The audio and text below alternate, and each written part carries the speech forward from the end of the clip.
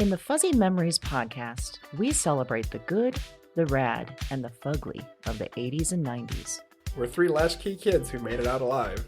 And in each episode, we break down all the culture that popped, 1 year at a time. Whether it's the birth of legends... I'm Lyme disease free today, and I have Whitney Houston and MTV to thank. Or audacious moves. Imagine also the poor Golden Gate Bridge. You turn 75 and people have a party on you. Yep. I don't want that. Or even confusing PSAs. And the stop, drop, and roll. I mean, I assumed as an adult I would catch on fire weekly. All the time!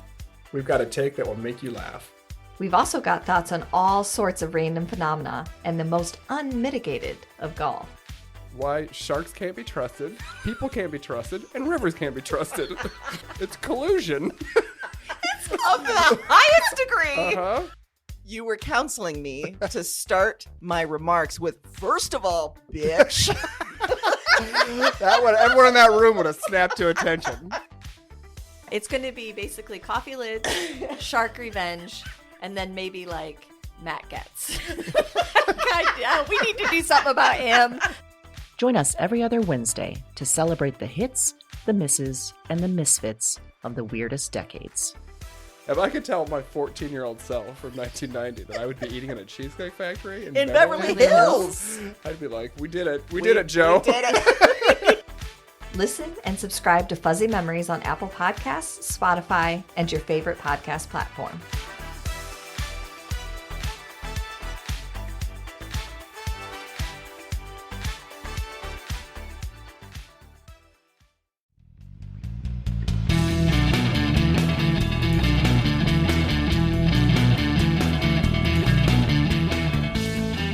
Welcome to Broads and Books, the podcast with one unique theme, 4 handpicked book recommendations, 2 broads. I'm Amy. And I'm Erin, and this is episode number 39, Friendsgiving. It's around Thanksgiving, Erin. It is.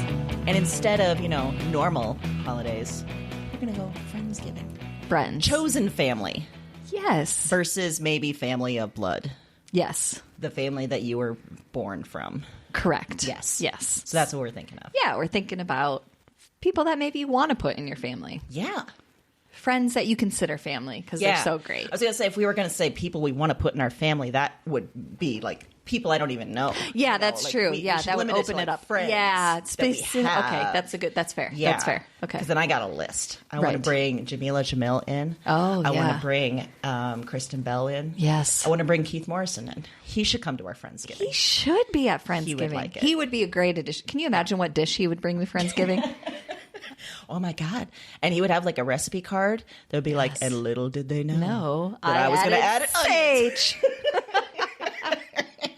And that's where the trouble started. They couldn't agree. Adding the sage. On whether it was sage Where or it onions. all went wrong. Mm-hmm. Yeah. It'd be glorious. Yeah. So that's what we're talking about this week. Yes. It's holiday time, and we're talking about the family that we choose. Yes. So we're going to talk a little bit about families, a little bit about friends here. Yes. So I have a really, really, really hard-hitting question for you. Ooh. If you found out that you were conceived through in vitro fertilization. Oh. Okay, yeah, that's where I went. Okay. And it was a donor who also fathered other children. Would you want to meet those siblings? I would, because I got some weird stuff from my father. So I want to see like what other genetic material people could work with and still have some of my genes. Okay. You know what I'm saying? Mm-hmm. Like I got real spindly fingers and toes from my dad. You can't see, but she's flashing her spindles at me right now. Just my toes are basically the size of half of my feet. Okay. So without my toes, I would have like a size 5 shoe, but I have a size 11. So all right. That. You're giving like so 6 shoe sizes yes, of toes. Yes. Okay. So these are the qualities I got from my father. I'd be interested to see what other people get from their fathers that are still related to me. Oh, okay. You know what I'm saying? More like a social experiment. But it's a social experiment for sure. Interesting. And also compare feet.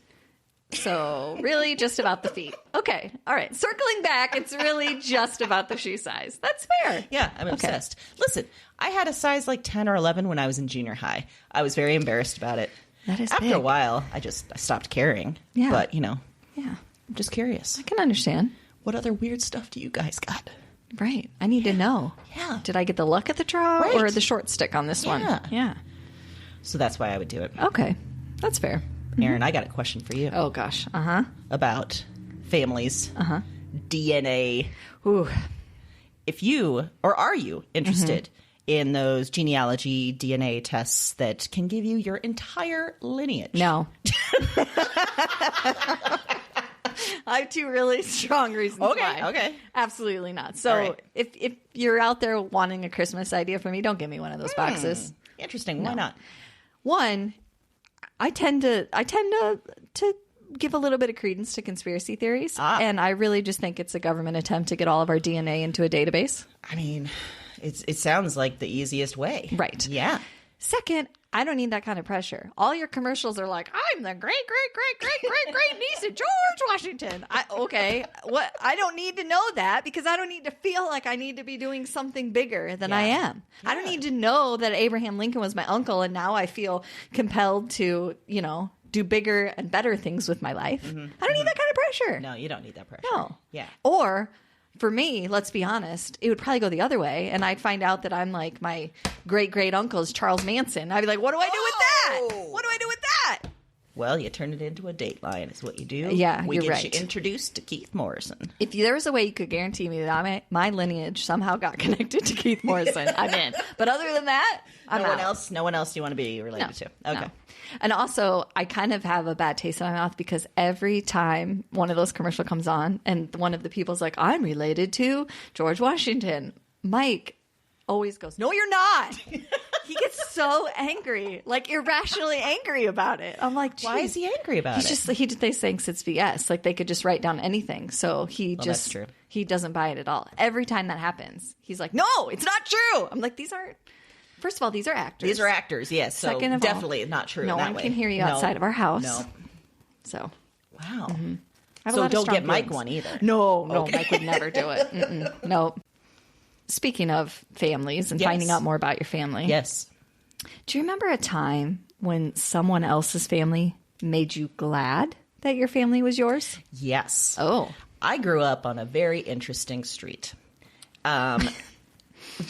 First off, there was the family of drug dealers that they tried to burn their house down multiple times and never quite took. Okay. Like an insurance fraud situation? Yeah, I think so. Okay. I think so. Meanwhile, my father, who's an undercover narcotics officer, is just watching all the cars piling in and out of the house. And he's like, oh, great. So anyway, there's that. There was the house next to them that everyone wore sort of a uniform. And they had long braids down their back. So it was very culty, like homeschool type thing. So I'm like, well, what? The girls there don't wear jeans, so I definitely don't want to be part of that family. Then there was the family at the end of the street. And the patriarch of this family, they named him Buffalo Bill. And he had like a ZZ Top type beard situation going on. Wore cowboy hats and cowboy gear. The rest of the family, I don't really recall much just because he was such an interesting fellow. Right. He was a truck driver. Whenever I went into their house, because they had a girl around my age, there were clothes strewn everywhere. And then one time I hung out with them and they took me to the wake of a person I didn't know. And so that was my first dead body that I saw. Yeah. So these were 3 examples of families that made me quite glad to be part of my own weird family. I have so many follow-up questions. So many. I threw a lot at you there. Right Yeah, there. you did. Yeah, I did. I want to go back to the cult thing for a second. Yeah. Drug dealer, I'm not. Okay. Yeah, we moved on it to is what it cult. is. Yeah. They were really wearing uniforms. They were. Like the girls, they all had hair down to their butt in braids. They all wore like prairie type dresses. What? Yeah. I think there were like 2 daughters and then a mom and a dad, and they all wore the same. The kids like barely came out of the house. They were all homeschooled. Oh my gosh. Yeah. I would have been petrified. My main thing as a kid was just like, they have to wear dresses all the time. I hated dresses. Oh, yeah. Yeah. I can understand that. It was a symbol of everything terrible. Exactly. And then my next follow-up question. Yes. At what point did you realize that you were, in fact, either going to a wake and or at a wake? Was there trickery involved in getting you there? It's a great question.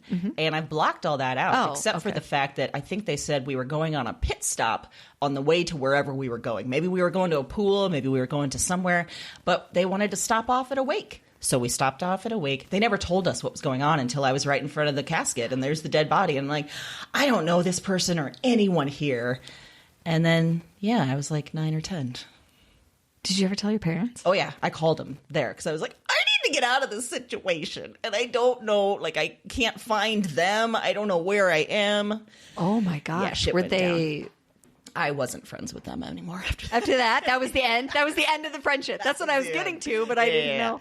No, I think my parents were like, what in the actual F? You know, like they... You can't do that. Mm-mm. Again, all to help me realize, as messed up as my family can be, as all families can be, they were pretty great. This sounds like a vault I want to climb through at some point. Yeah. This is... I've tried writing about it, actually, and there's just a point at which I'm like, what is this? What happened to me? Yes. I can't even get past that. Yeah. I'm just impressed that Amy at 9 or 10 had the good sense to call home and be like, you got to get me out of this place. I think because I got lost from them. Like, they just took off. They were somewhere maybe talking to the, widow or whatever. Whoever, And yeah. Was there any good food there? Not that I recall. Dang it. Yeah. I was mostly just overcome with the feeling of death. Because there was a dead body there Well, yeah. that I didn't know. Which, it's alarming even when you know, but Yeah. wow. So, all that to say, good job, Mom and Dad. Yeah. You rescued me from that situation. Kudos to them. Yeah. So, Erin, maybe a little lighter fare Yeah. here. We should probably veer back into that Yeah, because yeah. I'm petrified. Think about the 7 dwarfs. If you had to have one of the 7 dwarfs as your child, who would you pick? It's a toss-up between two.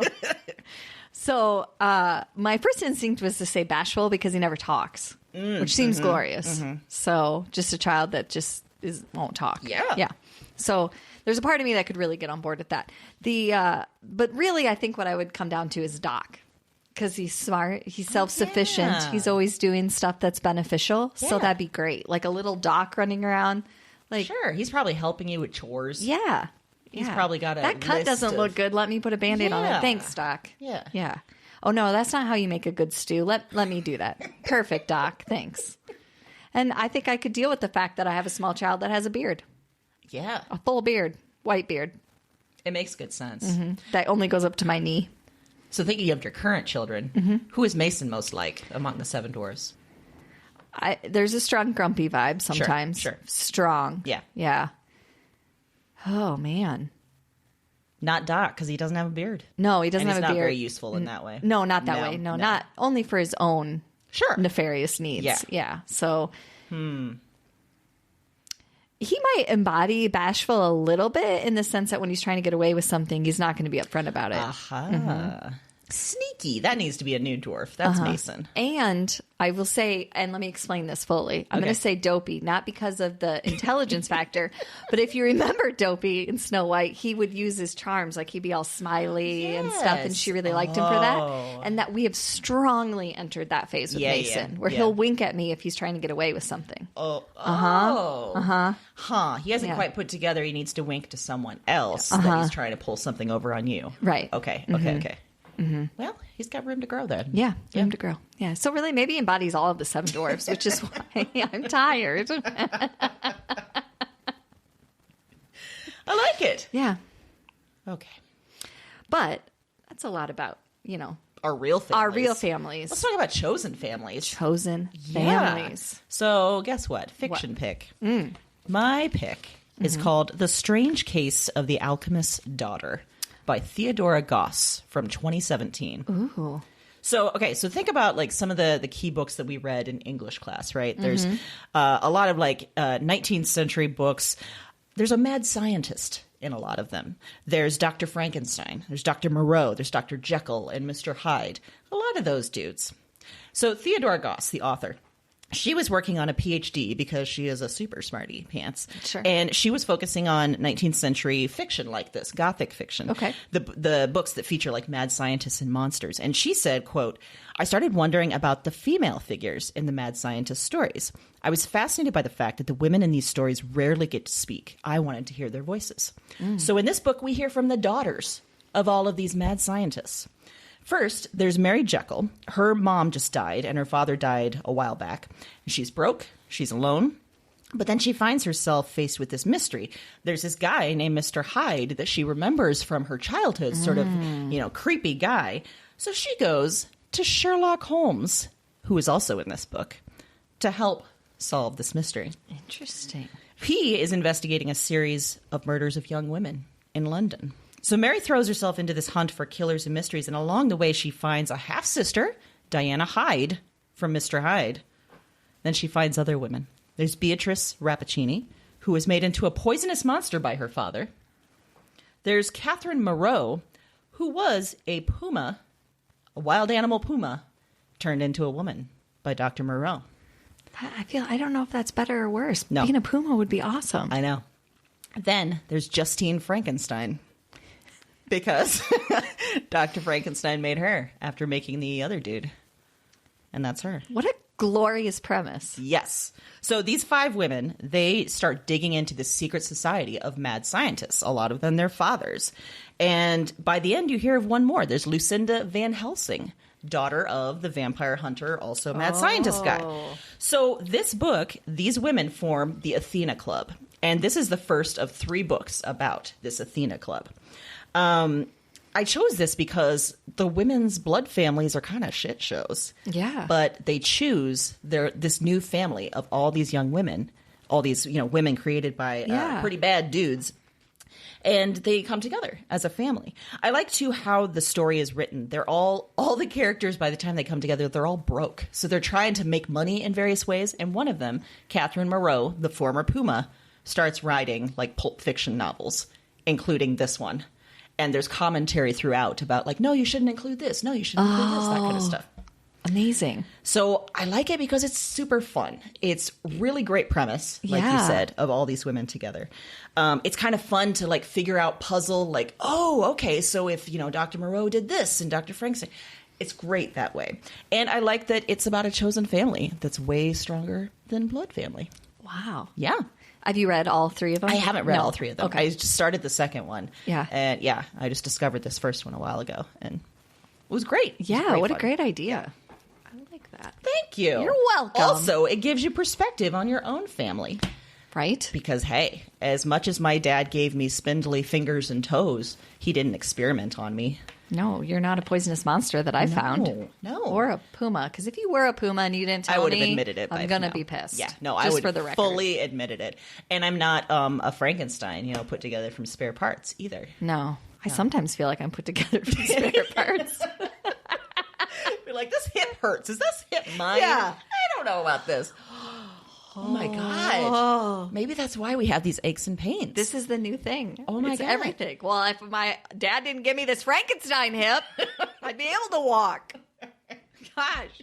I didn't get this body from Dr. Hyde. I could run a marathon. What's great, too, is the girl that is poisonous, she doesn't eat real food. She just drinks, like, weeds and water.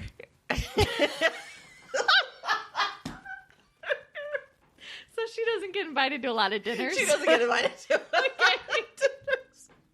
Like, are they trying to break it to her that there's other options, or that's it? She's like, nope, this is it. This is it. I love me some weeds. Also, she can't sit in a room with them for very long without the window open because she's going to kill them all with her poisonous breath. Oh, I was like, what is the window? Okay, that makes sense. Okay. All right. Well, gosh, it makes me feel really bad for her. I know. Don't worry. She's beautiful. She's the prettiest of all of them. So apparently that makes it better. Okay, well, that's not symbolic at all. I know. Yeah. You're going to die at the hands of beauty. Exactly. Poison leaking underneath the surface. With all those weeds and water that she's ingesting. Water, that's interesting. It's like a weed tea or something. Yeah. Weed soup. Oh, sounds terrible. It's like soup with grass in it. For some reason, I went right to like inevitably every season at some point, like I'm walking outside and something flies into my mouth Sure. and I'm horrified and then Yeah. I refuse to go outside for like 3 weeks. Uh-huh. That's what that reminds me of for some Yes. reason. I'd just be like, I'm not on board with this. I love our new family. Really concerned about poisonous lady. Okay, she's drinking weeds. We have to have the And window don't open. switch my soup with hers. Like I want Yes. some potato soup, Yeah. not some weed grass soup. What is that? Dandelions? I don't know. Whatever weeds were present in 19th century London. Yeah, I would say I'd Google it, but I bet I won't. Yeah, I don't think you will. Yeah. Get back Contact me if you do, though. I am mildly interested. Mildly interested. That's right. All right. Well, the book I picked for the fiction this week for Chosen Families is called Normal People by Sally Rooney. Ooh, I read this too. Oh, you did? I did. Good. Okay. So Connell and Marianne pretend not to know each other at school. Completely different people. He's popular, athletic, quick to make friends. She's eccentric, very smart, but terribly guarded. So the problem is that Connell's mother happens to be the housekeeper for Marianne's family. And that's when we get to see them interact and realize that there's a lot more in this relationship. So basically the story is telling about their secret relationship between the two of them. So some of the dynamics you would expect just by their personalities. But through high school, they form this secret relationship that then sort of spills over into college, and then it's an open relationship, and then it's not, and then it goes into adult. And what I love is that the book goes all the way through it. So you're living through all these phases of the relationship, and the dynamics just keep getting more layered and more deep and more complex to the point that they're so intertwined, it's hard to remember where they began and that they weren't always part of each other's lives. And really, the heart of it is that they have kind of chosen each other as family. Connell's family isn't necessarily as troubled as Marianne's is. She really struggles with her family. But the whole book is written basically as a series of conversations. It's not a lot of prose in between to get you through the plot. There's just a lot of discussion. And it's really interesting, deep, complex characters that are really driving you through that. To me, it just really felt like an ode to finding that, like, a lifelong friendship, and whether or not they choose to be more, but just at the heart of it, they just really, really, really care and love each other. Mm-hmm. So I felt like it's a great illustration of how important relationships outside of our family are. Even if your family life's everything you want it to be, right, the relationships outside of it are still so incredibly important to formation and ideas and learning more about ourselves. Particularly, I mean, they both go through transformations, but particularly, was that a word? Pacifically? Is that what I said? Pacifically. It is. And I want to mark this moment as the creation of that new word. Pacifically, yes. Connell has a transformation journey, also known as specifically or particularly. Okay. Yeah. So particularly mashup. Yeah. Typically. Okay. I like it. Yeah. Yeah. It kind of sounds like something you use in a corporate environment where they just make up words. Oh, they just mash them together. Yep. Ooh. If we were get asked to speak, let's have it all be about the word pacifically. Or use it in like every sentence so that it just starts sounding like nonsense because it kind of is. But I'm picturing like a PowerPoint with like a big dynamite explosion. Pontifically! Like, what? And then an image of us and like a car exploding behind us. Yes. And the word over top. Yeah. Pontifically. Yeah. And then Yeah. people are like, what does that have to do? I don't know. It doesn't matter. It doesn't matter. Commit it to memory. Yes. Pontifically. So. What was your point with that word? I don't. Specifically, Connell. Completely lost the train of thought. That's a great journey. Yes. You'll love to read it. Oh. I really can't say enough good things about this book. Good. I enjoyed it. It's different. I was trying to think why I thought it was so different from structure, and I don't really think it is that unique. It feels that way, though. It feels like, because every chapter is like jumping ahead a little bit and then catches you up on what's happened, and it's this sense that things are always changing and things are always, yes, morphing. Yeah, great way to put it. Yeah. I truly enjoyed it. I really thought that this was terrifically written, very interesting. Really keeps your attention, and it's kind of one of those that you can read like in an afternoon because you're. You keep wanting to know what's happening. Yeah. So I loved how deep it went on like just why we do some of the stupid stuff we do, or why we put up walls, or why we say the stupid stuff. Yes. When we really are just trying to say, like, I love you. I want you to be around me. I want you to. Yeah. Oh, that's a great point, because there's so many times that there's just miscommunication between them because they're trying not to say the wrong thing. Mm-hmm. So they're just not really saying anything, which gets misconstrued because it's not clear. Yeah. I think typically to Connell. I was going to say that's kind of my communication style. So, just say a bunch of stuff that isn't related to anything. See what sticks. Exactly. Throw it up against a wall. Yeah. Pontifically. Pontifically, that noodle stuck.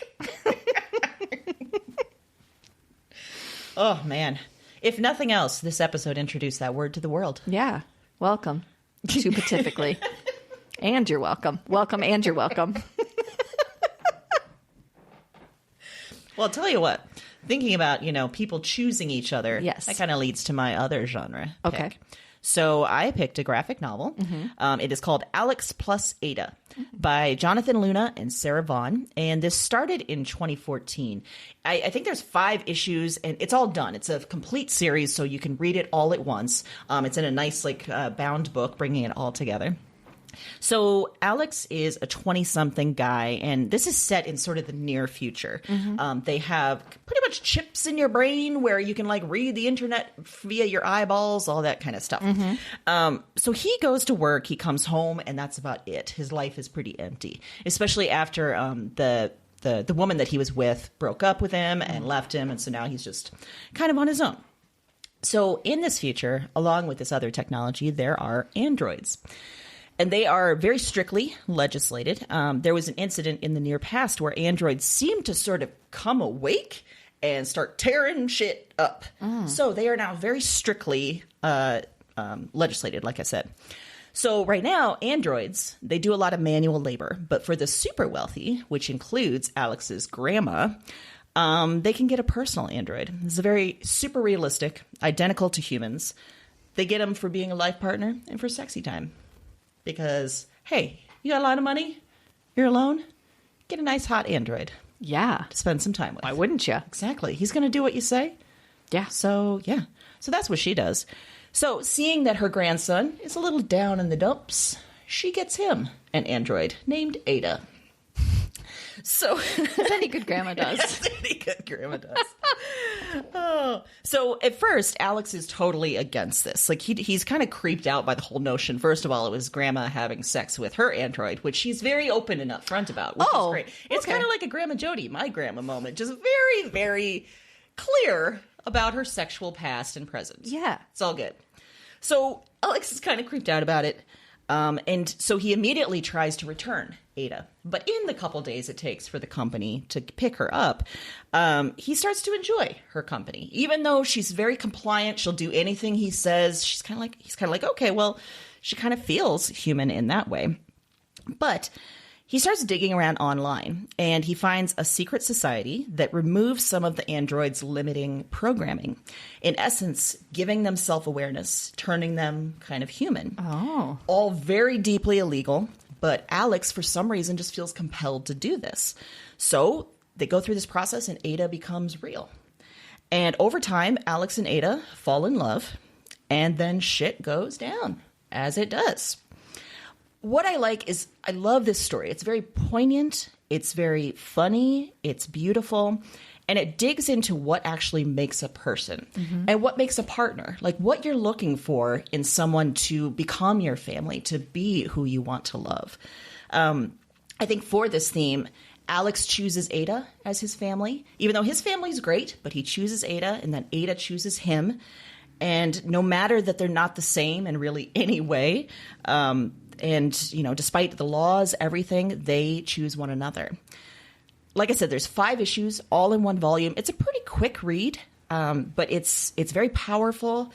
And because it's a graphic novel, we've talked in the past about art, how art becomes part of the story in the graphic novel. And even just the color palette here, it's very sort of muted.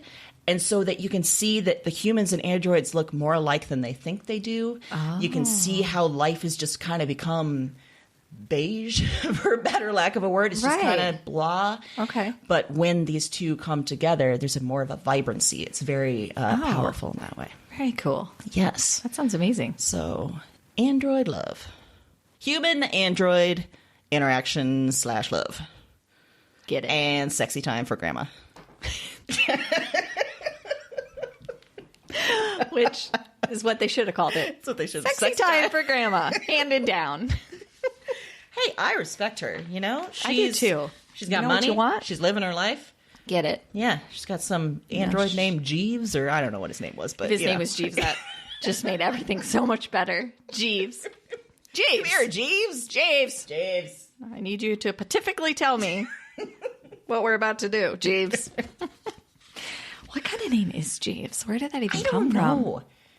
I mean, it must have been a butler type name, right? Because like Yeah. when there was Ask Jeeves, it was always a butler. That's what I was going to say. Is remember before people could just Google, you had to like There go was- to a specific place and did. say Jeeves. Yep.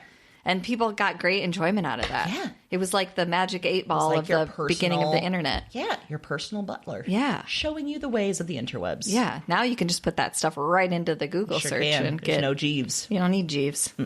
There's just our overlords, our technological overlords. Otherwise known as Google. All right, we're gonna really take a stand with this episode. I see. That's fine. I think you're on point. I mean, we might want to save that for future episodes. But you're right. I do think You want that me to cut out my technological overlords? No. Because Google might be upset? No, I just think it's a rich topic that we You're can't right, you're right, possibly right. cover by just saying By they're just saying overlords. Just throwing it out there. Hey, there are overlords, and back to Friendsgiving. That's right. But Yeah. I'm ride or die, so I stand by you. Great. You think- Thank you. I agree with Amy. They're overlords. I don't want to hear any more about it. That's where we're at. Excellent. Okay, good. Yeah. Well, what I picked for the nonfiction pick this week is called What My Mother and I Don't Talk About. Oh my goodness. We were just talking about this. Yes, 15 Writers Break the Silence, edited by Michelle Filgate. So a little background on this before I explain it. Michelle Filgate wrote an essay as an undergraduate about being abused by her stepfather. And kind of the process of writing and how she realized that really what she was struggling with was to actually write about her mom and her mom in this role and kind of questions she had for her mom based on this situation or just things as she's become an adult that she wanted to understand better. Really beautifully written, a very haunting essay, and it was shared on social media all over the place, but particularly, I mean, some big names like Anne Lamott, Rebecca Solnit, a bunch of others shared it as well. So that kind of gave Michelle Filgate the idea to create an anthology of essays that took a candid look at relationships with mothers. So 15 writers contributed. So there are 15 different essays.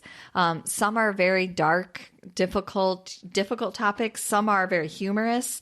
And some, they're not dealing with difficult relationships. They're dealing with a full understanding of what their mother actually did for them or things that they learned from their mom, maybe now that they're a parent or that they're married or whatever it is, whatever point they're at in their life that they have a better understanding of what she actually represented.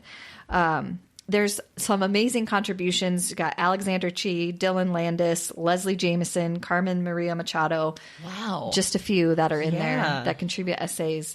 I actually listened to it on audio, which was an awesome experience because they had different narrators do each different author. So each piece had a different feel to Yeah. it and had a different tone. And it was great. The narrators did an amazing job because they really matched the essay to the tone of how they, read it and created that audio experience. So I thought it was fantastic. I don't want people to be put off by the title, What My Mother and I Don't Talk About. I don't think it's all supposed to be like this big secret. I think that we all know that there are just things in life. Yeah. It just, it doesn't get brought up. You don't have the time or you don't have the space or the energy to. Even if you have a wonderful relationship with your mom. Yes. Yeah. Yeah. You don't take the time to discuss it. So it was wonderful and you will feel every feeling there is to feel, I think, while reading this. Yeah, it's an intense experience, I think, too. But why I picked it for Friendsgiving is because I really liked the idea that they are kind of choosing to forward this relationship by writing these essays, or they're choosing to explain their understanding by the other people that they've chosen to have in their lives. So I like the juxtaposition of other people in your life giving more depth to your family relationships Yeah. and giving you better understanding about those relationships. Better empathy of maybe what your family was going through, that kind of stuff. Yeah. Yeah. Kind of by being able to see other experiences or experiencing things for themselves. So Wow. Well, crazy fact as you saw, it is on my to be read, to be read pile. she has it as we speak. Yeah. In this vicinity. Again, a ride or die. So ride or die. Kind of like when we discovered this week that we both got our hair cut on the same day Same day. without scheduling that or knowing it. No. Yeah. Didn't we do that recently? I think we did. I think the last time we got a haircut, it was on the exact same day. Did we go Get to out the of my dentist head. on the same day, too? Oh, God, no, because I don't go to the dentist. I'm afraid of the dentist. Oh, okay. Well, I hadn't for 10 years. It was terrifying. It was awful. Yeah. I know. I'm afraid of the No, dentist. it's been 10 years. Like, I'm such a hypocrite. I make my kids go, and then, But they're fresh. They need to start better patterns. We're too old to, redo. He was our like, patterns. "Are you having any issues?" I'm like, "I don't know. You tell me, doc. What's in there?" I'm having an issue and that I don't like you. Yeah. And I don't want to be here. I hated it so much. I hated everything about it. Everything. And normally I'm a very like congenial person. He was like trying to make jokes and I was having none of it. I was just like straight ahead. This is not humorous. Yep. I don't know what you're up to, but no. There was a dentist I went to that was trying to relate to me because he had a real mess of an office. This was in Chicago. Like, I don't really know if he was a legit dentist or what, but like there was this office was just packed full of pop culture stuff, like tall, replicas of actual movie characters. Like there was some. Okay. He was really into the show Firefly. So we started talking about Joss Whedon. And he's trying to carry on these conversations while he's got things in my mouth, Yeah. But meanwhile, as soon as I left, I was like, I can't ever go there again. Like, I just can't. He's trying to bring something I love with something I hate. I can't make that that do connection. it. No. And also, you were concerned that he wasn't legit. Yeah. So maybe go with that instinct. I mean, yeah, that's bad about the show and all, but maybe, I don't know. There was no, Where's your entry. dentist degree? Right, Can I see there was that? no, receptionist. It was just going into this place. And I got his name through my insurance, so I don't know what scam he was running. Was but, your insurance legit? Did you have to pay him in cash? Good question. I don't think so. But this was also when I was a freelance writer. I had real shady insurance. Okay. So that was probably part of That's it too. fine. Okay, Yeah. that's understandable. But hey, still have all my teeth. That you know of. You have no idea what happened in that situation. Exactly. Maybe But I that's how he survived. gets paid in pop culture memorabilia. Maybe he does. He's like, you didn't bring cash? That's fine. Do you have a signed copy of a 90210 poster? I will take that for your root canal. And I've never even had anything bad like root canals. Yeah, I know. I've had jaw surgeries, and that was enough to. That probably that was ruined a enough. lot. Yeah. Yeah, he tried to tell me that I had a inside cavity, which apparently you can't see from the surface, but now because they have these fancy X-ray, they can see in. That sounds and like I some said, Scientology So bullshit. what? Yeah, what does that even mean? And he's like, well, if it's not bothering you, you could wait, or you could take care of it so it doesn't become bigger. And I'm like, Nope. in what world am I taking care of it? Yeah. First, I have to pay you because I don't have dental insurance. So I have to pay you cash or, whatever. And Cardboard cutouts of cardboard pop culture. cutouts of yeah. And secondly, I have to go through the pain of that. Yep. I think no. Nope. No. And this was on a very cold, rainy day, and he convinced me to do this fluoride treatment, but it has to stay on your teeth all day. Yep. Have you had that? Yeah. But then he didn't tell me till the end I couldn't drink anything hot, and I was like, I was rewarding myself with a coffee after this, and you took that away. What kind of monster does that? I had one dentist convince me to do one of those whitening things, and it held my mouth open for an hour. What? And it was brutal. And they were No. trying to play No. TV shows through my headphones. I'm like, no, this is nope. No, I'm out. Nope, I'm out. I don't care about white teeth at this point. No, you should have been upfront with me that I wasn't going to be able to drink anything cold or hot for the Yes. rest of the day Yes. until I could brush my teeth later and take it off. That was very I frustrating. don't think any of the dentists we've been to are legit. I don't think so either. No. It's all a big scam. He had 2 receptionists actually, and okay. 2 helpers. Those but- are his cult followers. Yeah, that's kind of now I'm thinking about Yep. it. Yeah, Interesting. So we've come to the conclusion that all dentists are cult leaders. Mm-hmm. That checks out. that does. Yeah, I see Yeah. no problem with that Nope. decision at all. Hey, I'm an avid watcher of American Greed, and you would be surprised how many dentists get caught up in scams. Well, one of my friends, who I will not name for her safety, has informed us that one of the most common legal repercussions for dentists is hookers and whores. Wait, that's the same thing. Drugs and... Wait, that's the same thing. Sure is. I meant cocaine and whores. That's their thing. That's what dentists do. That's what dentists do.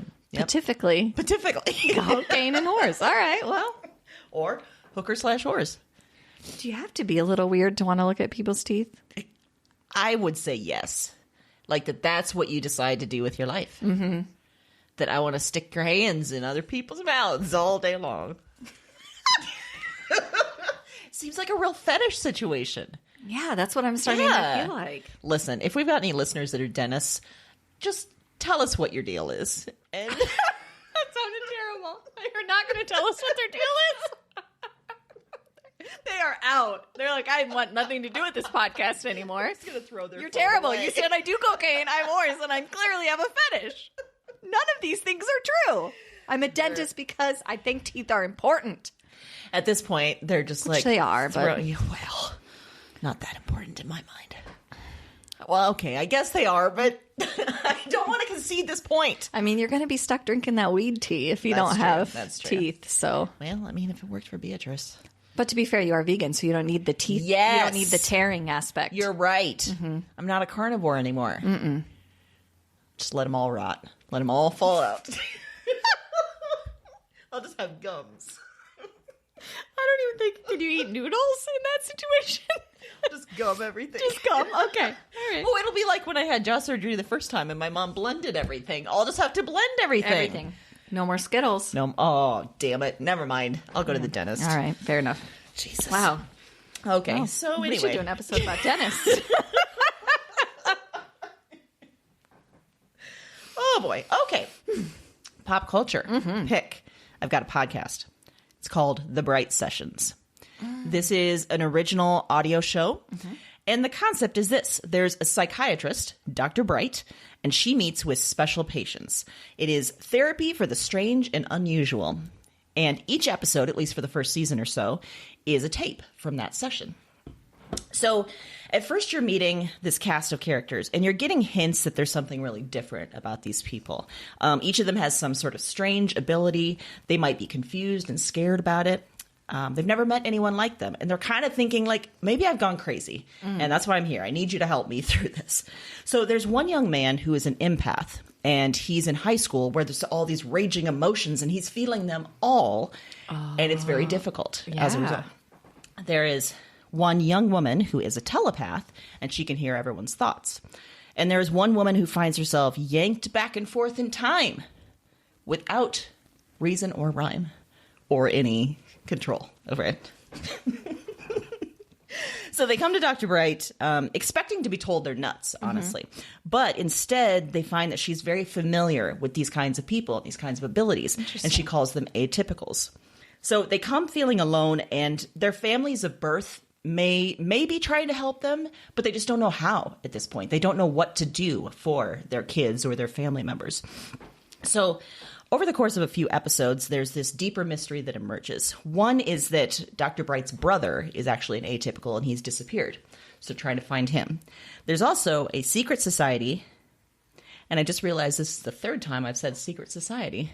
I'm all about secret societies for my picks today. You are. Every single one of them. I was like, third time when? And then okay. I thought you meant just like within the last couple minutes about Bright Sessions. I was like, you did? No. Okay. No. Wow.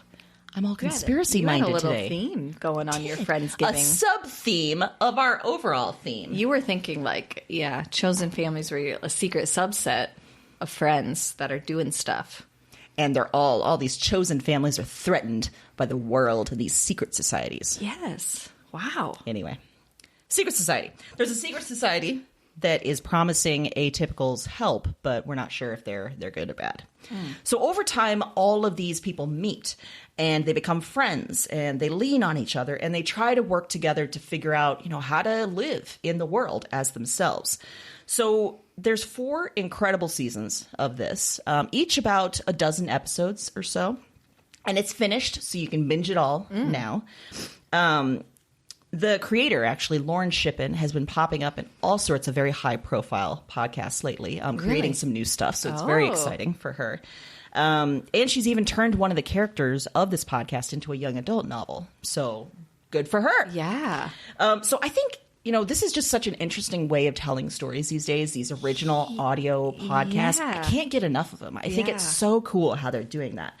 And I think I've recommended others, but this one feels like a TV show for the length that it lasted, the depth that it went into, these worlds that it created. It was really remarkable in that way.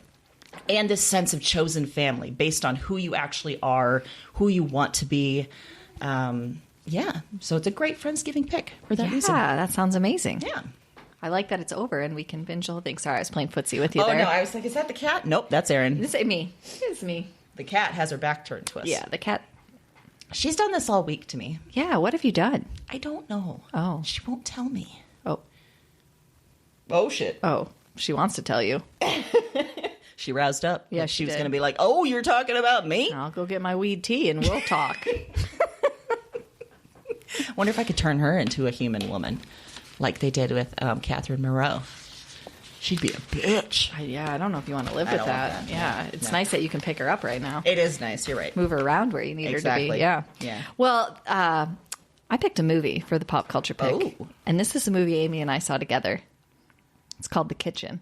Oh, my gosh. Yes. It came out in August. You can rent it now. Yes. It stars Melissa McCarthy, Tiffany Haddish, and Elizabeth Moss. And it's the story of the Irish Mafia in Hell's Kitchen in the 1970s. Except this time, there's some females at the realm. Yeah, there are. So Kathy Ruby and Claire's husbands all get locked up after the FBI's tipped off of some of their dealings. And the Irish Mafia is then taken over by a leader who doesn't really find it necessary to help the women while their husbands are away, even though their husbands going to jail protected other people. And that's supposed to be kind of the code. Right away, Melissa McCarthy's character realizes this isn't going to work. This isn't going to be enough. So they decide, well, we'll just do it then. And they begin their takeover and success as leaders of Hell's Kitchen in the 1970s. Mm-hmm. And I picked this for Chosen Families because these three women really have their families torn apart and they choose to put it back together in a very specific way that is still looking out for their family members, but is also giving them some empowerment and a new way forward. Mm-hmm. And I love that idea. I loved that the three women kind of bonded together to, take down a whole group of men in a mafia and in various different other mafias as well. Mm-hmm. It's delightful. It sure is. It's amazing. Mm-hmm. Well done. Yeah. I enjoyed every second. There's a wonderful scene where Domhnall Gleeson teaches them how to dismember a body. Yes. And it was very instructive. It was very instructive. I don't know when I'll use it, but I have tucked it away. I've tucked it away as well. Yes.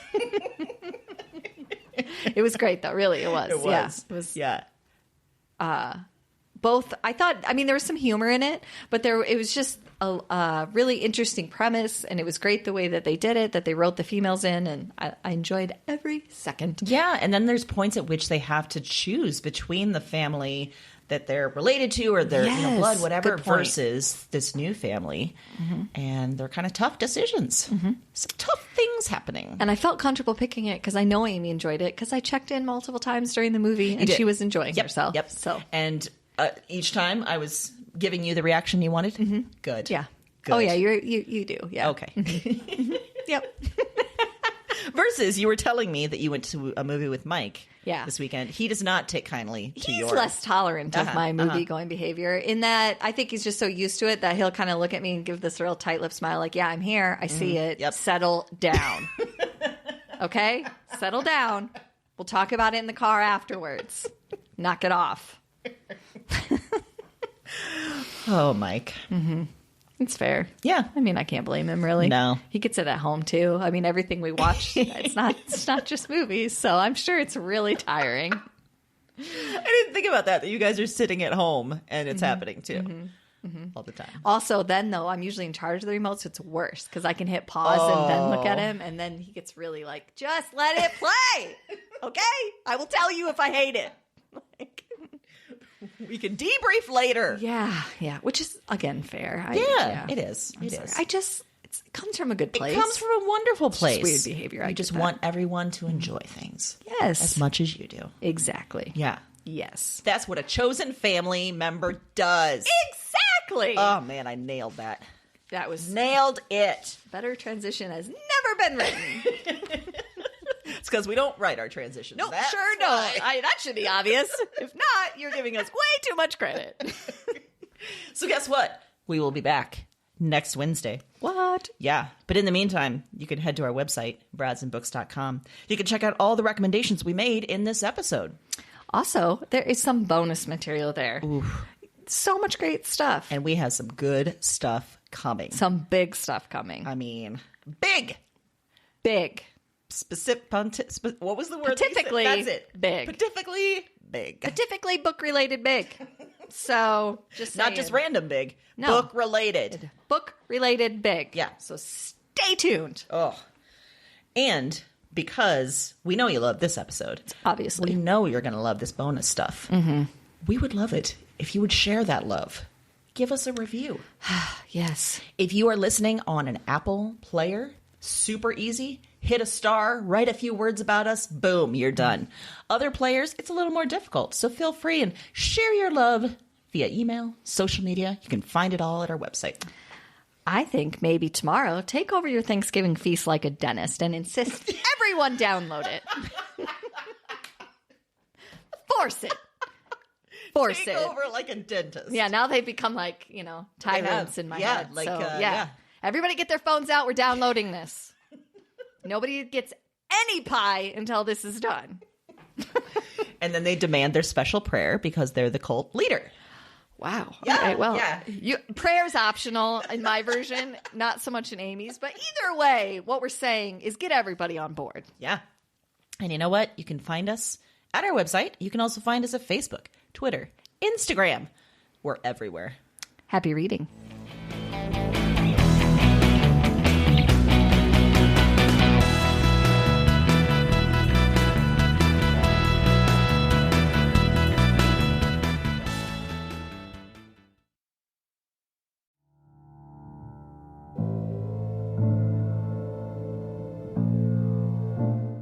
I'm up again. Same night, another dream. Before trying this recording thing, I didn't remember much of anything of these dreams. I didn't remember much from any of the women. And one night of doing this, and it's broken things open. The dreams they're in me, and they're coming out of me, and Talk to me. I am not broken. I am the most whole, most real. cause their despair. I wait for the word. Witch. Look at the mad woman in her cage. She was a woman with holes inside her. That was the heaviest factor, the final evidence, the heart of the issue. Somehow, you understand this. You hear me. Wherever you are, whatever this is, you... This isn't a dream journal anymore. It's not. It's just fact. Because now this is some sort of record. What are these dreams? Maybe there's a better question. Who are these women?